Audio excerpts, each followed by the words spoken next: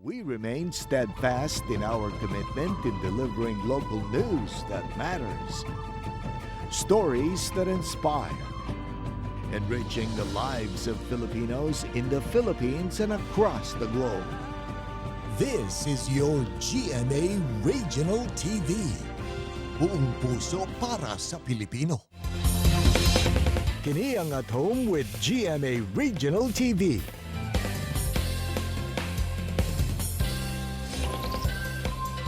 Mayong buntag, Southern Mindanao ug South Central Mindanao. Kini ang At Home with GMA Regional TV.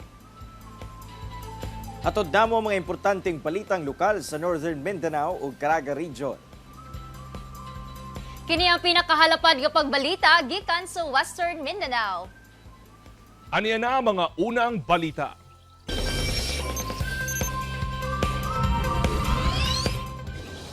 Usa ka 13 anyos nga lalaki ang patay human giingong nalumos dihang nangaligo og dagat.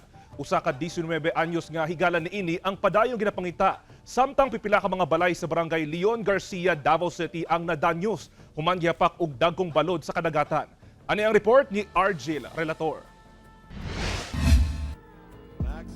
Nakapost pa og video sa iyang social media account ang 19 anyos nga si John Alfredo Amalias. Diin makita sa video nga ubay-ubay sab ang nangaligo sa dagat sa usa ka resort sa Barangay Bago Playa, Davao City. Kini na di ay ang ulahing higayon niya human siya parayong gipangita dihang wala na ikita human naligo sa dagat. Siya uban ang higala nga si Harvey Prince Momo, 13 anyos, nangaligo sa dagat alas 3:40 Domingo sa hapon dihang nangawala. Samtang nagkadugay, nagkadakusab ang balod sa kadagatan. Taod-taod pa. Ay, nakita na isa. Turo na, ang isa ka bata. Gilayong gidala sa nakakitang nag-rescue gikan sa bantay dagat ang lawas ni Harvey Prince sa Balasan. Daplinin ninyo. Awanin ninyo. Gilayong gipahigayon ang cardiopulmonary resuscitation kung CPR. Awanin ninyo. Gi-evacuate dayon kini o gidala sa ospital apan gideklara na nga dead on arrival. Gipadayon ang search and retrieval operation Lunes sa buntag sa pagpanguna sa Philippine Coast Guard uban ang rescue groups alang sa 19 anyos nga si John. Naa sila duha ka divers karon and rubber boat sa taas na apoy naga-search surface. Now we hope no na naapa but dili ko 100% na mo kaingon na naagid siya diha since naga-change ang ato ang tubig no hangin and ang current ang waves no. Buta nga gikabalakan na gayon sa kabanay ni John Alfredo. Makita lang sa namo. At least was-wasan po may gamay. Way puas ang rescuers gamit ang ilang assets sa tinguha nga makita ang lawas ni John Alfredo. Nabulabog ang mga residente sa Purok Santa Cruz, Barangay Leon Garcia, Agdao District, Davao City. Human gihapak og dagkong balod ang ilang mga balay Biyernes sa gabii. Sa kakusog sa hapak sa balod, nibigay ang konkretong pader nga mauuntay nagasagang sa balod aron dili makaabot sa kabalayan. Ang resulta, nadanyos ang pipila ka mga balay nga nakatukod mismo sa baybayon dihang naabot sa tubig dagat. Luyos sa hitabo, nagpasalamat gihapon ang mga residente nga sayo sa gabi kini nahitabo ug mata pa sila. Anaa sa duha ka balay ang totally damaged o pipila ang partially damaged. Diin anaa sa 8 ka magbanay ang apektado. Gilayon nagpahigayon og taging ang mga sakop sa City Social Welfare and Development Office sa Davao City LGU aron masuta ang ihap sa mga apektadong pamilya para sa hinabang nga ihatag sa LGU. Kauban si Leo Arcajes sa kamera. Ako si Argel Relator para sa At Home with GMA Regional TV. Mga kapuso, latest update nato sa missing 19 anyos nga lalaki sa usa ka resort sa Turil. Napalga na o nakita na ang patayng lawas ni ini. 65 anyos nga lolo nga usa ka person with disability sa Cagayan de Oro City ang priso human nga iyang gidunggab patay ang iyang silingan. Suspect na pungot kuno gumikan sa pagpangantsaw sa biktima. Ano ang report? Arestado ang 65 anyos nga lolo nga itago nato sa ngalang Karding Human nga iyang gidunggab patay ang iyang silingan sa Zone 1 Sambulawan, Barangay Agusan, Cagayan de Oro City. Nahitabo kini niadtong Sabado pasado alas 5 sa hapon. Nadala pa ang biktima nga nailang si Agapit Madjos sa ospital. Apan nakabsan gyapon kini sa iyang kinabuhi. Migawas sa investigasyon nga gibuli kuno sa biktima ang sospek nga miresulta sa pagpanunggab niini. Muna sir nga nakuan gini ano, iya yung hinaykan, iya yung gidunggab ang maong biktima. Ang maong biktima no nakaangkon og mga multiple stab wounds no. Gi-declared na gipunahon sa atong attending physician. Si Lolo ana karon sulod sa prisuhan sa Puerto Police Station. Aminado kini sa iyang salaod. Nawad-an kuno siya og kontrol sa iyang kaugalingon tungod sa pagpangantsaw kaniya sa biktima. Katong pagkomento niya nga sir, ang term ato nga pagsabot nako murag gikaminusan ko niya sir. Kay disable lang ko. Murag kanang kantyaw ba nga murag panglait sa akong pagkatao ba. Muto nga medyo gyud ko na kanang naputong nga murag bitong na lockdown pag-ayo ang akong pagkatao. Nagbasol na karon si Lolo Carding sa iyang nahimo sulod sa prisuhan. Ulahin na lagi ang pagmahay sir mo nga mangayo na lang kog sorry sa pamilya nga wala ginakutuyo. Ang maong insidente matawag gayud nato nga resulta sa pagpambuli sa usa ka individual. Busa tambag sa mga eksperto ingon man sa kapulisan nga likayan gayud ang pagbuli sa usa ka tawo. Sanglit dili gayud kini mo resulta ug maayo. Kauban si Makoy Simpron sa kamera. Ako si Cyril Chavez para sa At Home with GMA Regional TV. Duha ka barko sa Malaysia ang miabot sa Davao City alang sa 5 ka adlaw nga maritime training activity. Ani ang report ni John D. Esteban. Dinhi sa Captain Feranil Pierre sa Panakan, Davao City, midunggo ang duha ka barko sa Royal Malaysian Navy nga mao ang KD Selangor ug KD Sundang. Gisugat sila sa mga personahe ug opisyales sa Philippine Navy adlong Domingo. Ang pag-ani sa Royal Maritime Navy sa syudad alang sa paghahimuong maritime training activity nga mulungtad hangtod sa Setyembre 8. Tumong sa aktibidad nga mas mapalig-on pa ang relasyon tali duha ka nasod mahitungod sa naval interoperability ug masigurong kanunay andam labi na panahon sa emerhensiya. This is to enhance the respective capabilities, to test our operational doctrines, to share our different expertise. Is actually in preparation for whatever eventuality, doing it on a joint environment. Sa bahin sa Royal Malaysian Navy, abli sila nga ipaambit sa Philippine Navy ang ilahang mga natun-an ug kapasidad.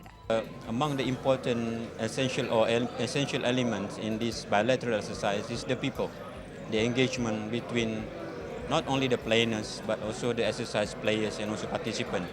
So it will be a long way after the exercise for them to keep engaged and exchange information. Kauban si Jojo Solarte sa kamera. Ako si John D. Esteban para sa At Home with GMA Regional TV.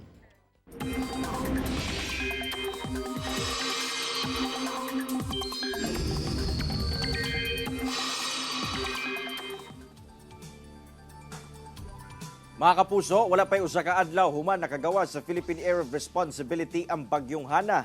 Aduna na sab mipuli nga laing bagyo kini ang tropical depression nga gitawag og bagyong Ineng. Namatikdan sa pag-asa ang bagyong Ineng sa gilayong 925 kilometers sidlakan sa extreme northern Luzon.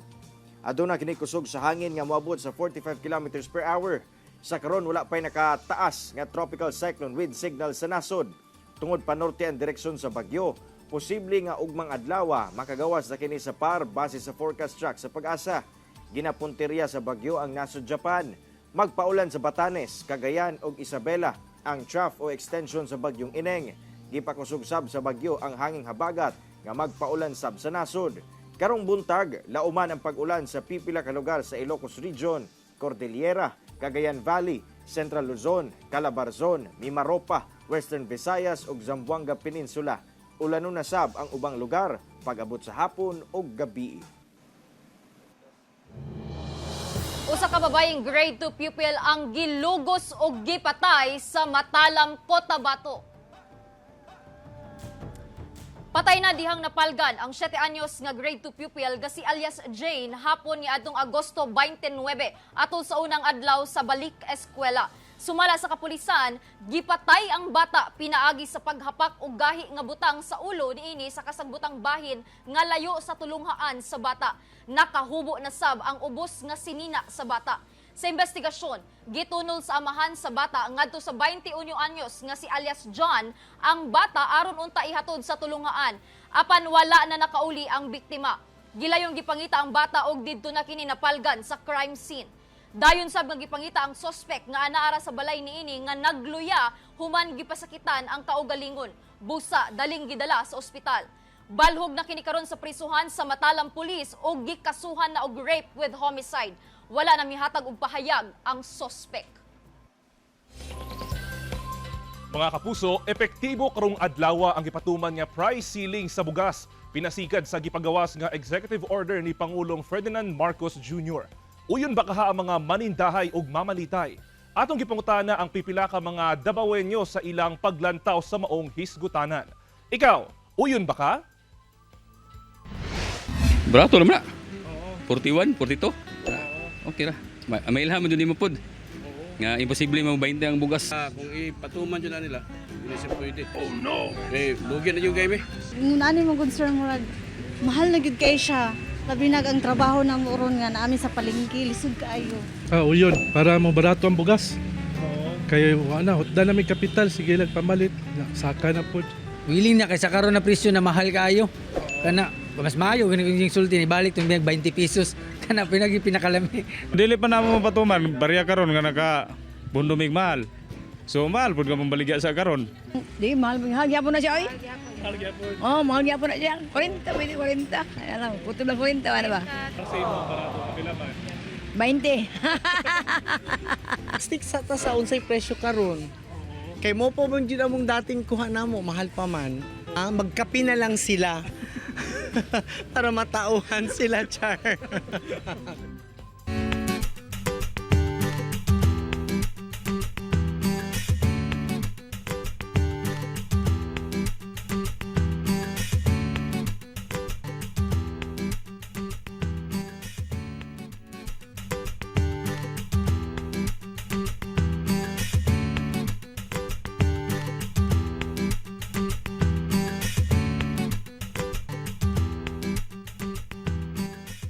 Kini ang At Home with GMA Regional TV.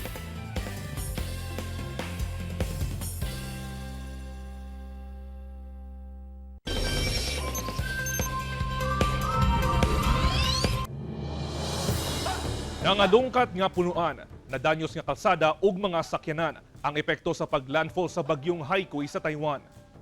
Mga kalsada ug sakyanan ang nadanyos sa paghapak sa bagyong Haikui. Human kini naglandfall sa southeastern Taitung sa Taiwan ni atong Domingo sa Udto. Kini ang unang bagyo nga miigo sa Taiwan paglabay sa 4 ka tuig. Sumala sa Taiwan government nga naa sa 3,729 katao ang gibakwit gikan sa south ug east nga parte sa Taiwan. Gikan sila sab ang domestic flights, hasta na ang biyahe sa mga barko palibot sa isla. Sumala sa Taiwan Fire Authorities nga 2 ka tawo ang nasamdan human nga natumbahan sa punuan sa kahoy ang usa ka truck. Gikan sa Taiwan, sunod nga gipunteriya sa bagyo ang nasod China. Nahingangha ang mga Turkish sa ilang nasaksihan nga paghayag og color green sa ilang kalangitan. Mihayag ang kalangitan sa Turkish city sa Erzurum sa Turkiye niadtong Sabado og color green. Kini gumikan sa usa ka meteor nga miagi sa mga panganod nga mi color green.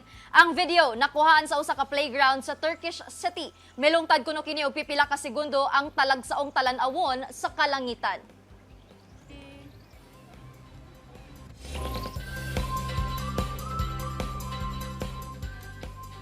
Usa ka grade 9 student gikan Cagayan de Oro City ang nasakmit ang kampyonato sa pipila ka mga kategorya sa Taekwondo tournament nga gipahigayon sa South Korea. Ang detalye sa report ni James Paulo Yap. Kini si Andro 5, grade 9 student, gikan sa usa ka pribadong tunghaan sa Cagayan de Oro City. Sa mga wala makaila kang Andro, usa ka niwang ug ordinaryong estudyante lamang, apan daw usa ka bangis nga tigre kung anaan na sulod sa Taekwondo ring. Kaya mo yan! Fight bro! Nimbago lang, nasakmit ni Andrew ang pipila ka mga gold ug silver medals sa lain-laing kategory sa gipahigayong 8th Daejeon MBC Cup International Open Taekwondo Competition sa South Korea. Human niini gipakamang ang Koreanong kalaban sa sparring category. I'm proud enough na I was able to take a Korean player 3 rounds. I'm also proud of the fact that all my matches were also against Koreans, and I was also able to do well against other people. Nagpasalamat ang inahan ni Andrew sa tanang mitabang kanila nga makaapil ang anak sa kompetisyon. As far as among plane fare food is concerned, daghan kay siyag mga tita, mga ninang nag-donate. There is also a politician who helped us. I would like to thank our head instructor, si Engineer Cecil Orcales. He is also one of the reasons why we're still here. He's very supportive sa craft sa mga bata. Gawas ni Andrew, nakasakmit sa lain-laing medalya sila Samric Baculio, Alisa Cairel, Luther Uban III, Enrique Ogriarici Orcales, Christian Llanos, Lara Uban, Marjorie Bacal, Lorenzo Orcales ug Frances Cairel. Silang tanan gikan sa CDO Taekwondo Main Gym sa Cagayan de Oro City nga mao'y bugtong nga nagrepresenta sa Pilipinas sa maong taekwondo competition. He managed his schedule as well as his academic because there's a balance there in his sport as the taekwondo, and he belongs to the honor section. Kauban si Jaybird Pairat sa kamera. Ako si James Pauliap para sa At Home with GMA Regional TV. Mga kapuso, karong adlaw atong gisaulog ang National Teachers Month. Mao kini ang saktong panahon nga magpasalamat kita sa ato ang ikaduhang ginikanan nga nagtabang kanato nga makakat-on. To all our teachers nga nagalantaw karon, daghang salamat. Kini ang At Home with GMA Regional TV.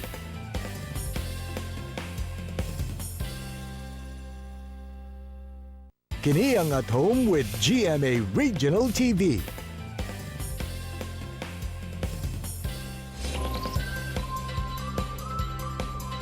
Nahimong enggrande ang pagbukas sa 25th Tuna Festival sa General Santos City ug mas nahimo kining dibo dihang nagpakilig si kapuso actor Gabby Concepcion. Ano ang report ni Jessoni Humamil?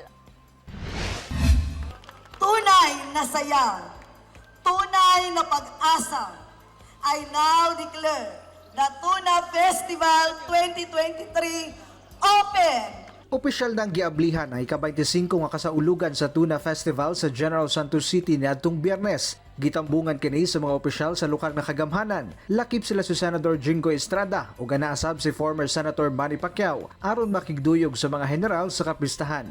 Mensahe ni Mayor Pacquiao ang panaghiusa sa katawhan sa syudad alang sa kalambuan. Highlight ato sa opening ang gipahigayong ceremonial slicing sa dakong tuna. Pagpasalamat sab kini sa abundang ani sa tuna sa syudad nga garbo gayon sa mga general. Gani, lakip si kapuso actor Gabby Concepcion sa misalmot sa ceremonial slicing kung diin iyang natilawan ang lamiang fresh tuna sa Jansan. Lakip sab sa mitilaw ang mga misaksi sa aktibidad. Lefty! Taod-taod, nag-perform na si Gabby kung asa todo ang kilig sa mga kapusong general. Ilabi na ang fans nga nakaduwit niya on stage. Gwapo kayo siya, promise. Mura siya niya kong ultimate crush nga tiguang. Happy kayo. Gwapo kayo siya. Happy. Idol ako na. Nagpasalamat sab si Gabby sa mainitong pagdawat kaniya sa mga general. Oh, Jess, nag-enjoy ako talaga. Sobra. First time na ako naka-attend ng Tuna Festival dito sa Jansan. Giimbitahan sab niya ang iyang fans nga suportaan ang iyang upcoming GMA Afternoon Prime Drama Series nga Stolen Life. Kauban sila Carla Abellana, Beauty Gonzales ug uban pa. By the way, I'm here. I'd like to invite everybody to watch yung aming teleserye ni Carla Abellana and ni Beauty Gonzales. Jansan, happy 25th Tuna Festival. Kauban si Gary Balantay sa kamera. Ako si Jess, Tony Humabil. Para sa At Home with GMA Regional TV.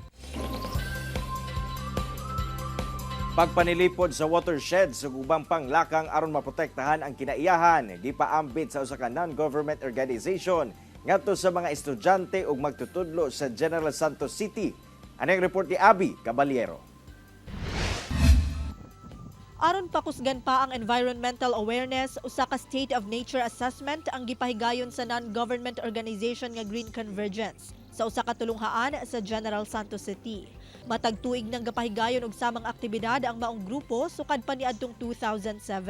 Working for an ecological paradigm of development that address the need for social and economic upliftment while preserving ecosystems, supporting air and land to support life in the planet and for all species for generations to come. Kapin usa ka gatos ka partisipante ang mitambong kung asa gihisgutan sab ang mga isyong may kalabutan sa mining ug watersheds. Gani duna matud pa sila'y nakit ang problema sa tulo sa 26 ka watershed sa probinsya sa Sarangani. Gamao ang Glan Watershed, Buayan Malungon Watershed ug Lunmasla Watershed. Sumala nila kapin 3,000 hectares nga forest cover ang nawala gikan 2015 hangtod 2020. The bad thing is, itong tatlong watersheds na ito rin yung watersheds that have the highest dependable flow. And these are the very watersheds that are losing forest cover at a very high rate. Usa sa makatabang nga masolusyonan ang maong problema mao ang reforestation. Kailangan protektahan natin what is existing. No? Huwag na nating bawasan pa yan. Kung pwede dagdagan. Policy interventions, we have number one, the declaration of Mount Pusa Makima Local Conservation Area. So we have we secured at least 5 million allocation annually from the annual investment program of the province. This is for the operation of this project. Mapasalamaton ang mga partisipante sa mga natun-an sa maong aktibidad. Nagbibigay ito ng sense of responsibility and of course obligation para sa ating kalikasan. Yung word green, maybe we can translate that into something na kapag narinig talaga ng tao, we can spread more about knowledge about that one. Tsaka ibibigay natin yung buong impact na pagkatapos natin ng discussions. Parang hindi lang siya movement ng iisang lugar, ng iisang bansa, ng iisang particular na region, but in the United Nations as a whole. Panawagan sa grupo nga mahimong responsable ang matag-usa sa pagprotekta sa kinaiyahan. Kauban si Bong Vicencio sa kamera. Ako si Abby Caballero para sa At Home with GMA Regional TV. Karong abli klase na kamatikdan ang pagbugad sa dagan sa trapiko sa Zamboanga City. Busa tutukan karon sa lokal nga kagamhanan ang mga posibleng lakang aron makunhuran ang grabeng traffic. Anong report? Kung sa una, anaa sa 6 lanes kining kalsada sa MCLL Highway sa Zamboanga City. Apan tungod sa padayong ginatukod nga flyover, nahimo na lamang kining 2 lanes padulong sa city proper. Karong abli klase, kamatikdang mas mibugat pa ang dagan sa trapiko sa syudad, ilabi pa nga namalik na sa face-to-face classes ang mga estudyante ug magtutudlo. Sumala sa lokal nga kagamhanan, ang hinungdan sa maong problema ang mga ongoing road ug drainage projects sa syudad. We are trying our best to coordinate all efforts in ensuring that these projects are completed on time and looking closely kung how they are doing work in terms of hiring of additional manpower, night shift work para sa mga laborers para at least kahit gabi ay may na-accomplish tayo. Hinoon, anaa na matud pa sa halos 50% ang nahuman sa mga ongoing projects sa syudad. Nagdugang nasab sila og traffic enforcers aron dunay magmando sa mga motorista aron masiguro ang hapsay nga dagan sa trapiko. Padayon sab batud pa ang road clearing operations aron malimpyo sa mga iligal nga nagapark sa dalan. Nakig-alayo na sabmatod pa sila sa DPWH ug City Engineers Office aron masigurong mahuman sa target date ang tanang road projects. Ilang panawagan karon, we ask for your indulgence, yung mga riding public and our motorists. But then again, when the projects are completed, with the hopes that all of these are geared towards providing the Zamboangueños with convenient traveling. Kauban si Alta Rosales sa kamera. Ako si Krisa Dapitan para sa At Home with GMA Regional TV. Usa ka mananagat nga pipila ka adlaw na missing sa kadagatan sa Samal Island. Luwas nga nakauli. Luwas nga nakauli ang 38 anyos nga mananagat nga giilang si Arnel Torrejano taga Pangubatan, Talikod Island sa Samal Island. Human kini na missing ni adtong August 27. Sumala sa Coast Guard Station Igacos. Namukot matud pa ang mananagat sa kadagatan sa barangay Pangubatan. Dihang nakasinati og engine trouble ang bangka nga gisakyan niini tungod na sab sa daot nga panahon. Miyerkules sa buntag, dito na na-rescue si Arnel sa mga mananagat gikan sa Lupon, Davao Oriental. Napulo ka kilometro gikan sa kadagatan sa barangay Pangubatan. Swerte nga wala nakaangkon og injury ang maong mananagat. Samtang duna say pahimangno ang Philippine Coast Guard sa mga mananagat.